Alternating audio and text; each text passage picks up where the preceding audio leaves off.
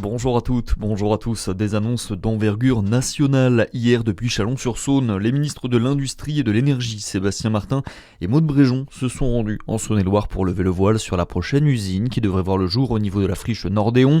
Usine qui va fabriquer des turbines Arabelle utilisées dans les centrales nucléaires de nouvelle génération.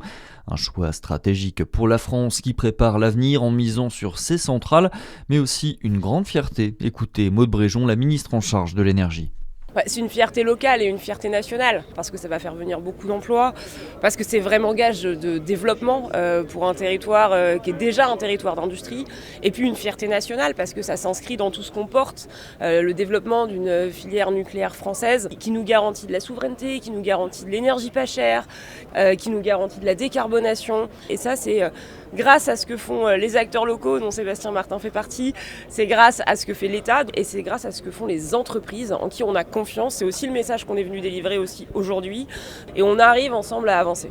Des propos recueillis par Charlie Chevasson. Les travaux de construction de l'usine devraient commencer en 2027, un projet à 100 millions d'euros.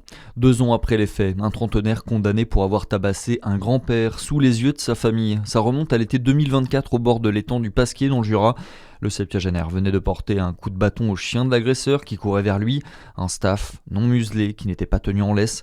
Pris de colère, le propriétaire du chien a frappé le grand-père jusqu'à ce qu'il perde connaissance. Il a été condamné à 18 mois de prison, dont 8 mois avec sursis. Il devra également indemniser la victime. Dans l'actualité, également Emmanuel Macron veut rouvrir ce fichu détroit. Le président en déplacement en Ariège a redit sa volonté de libérer le détroit d'Ormuz hier. Il y a 20% des capacités mondiales bloquées dans ce truc-là, d'après les mots du chef de l'État qui poursuit son déplacement à Andorre aujourd'hui.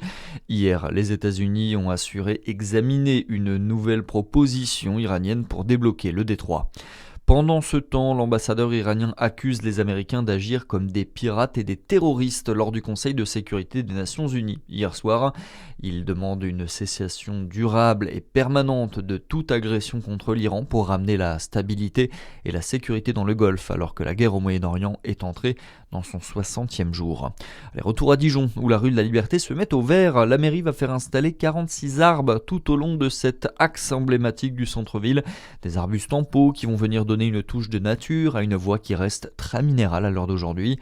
Une façon esthétique aussi de se préparer aux chaleurs de l'été et de créer un peu d'ombre et des zones de fraîcheur.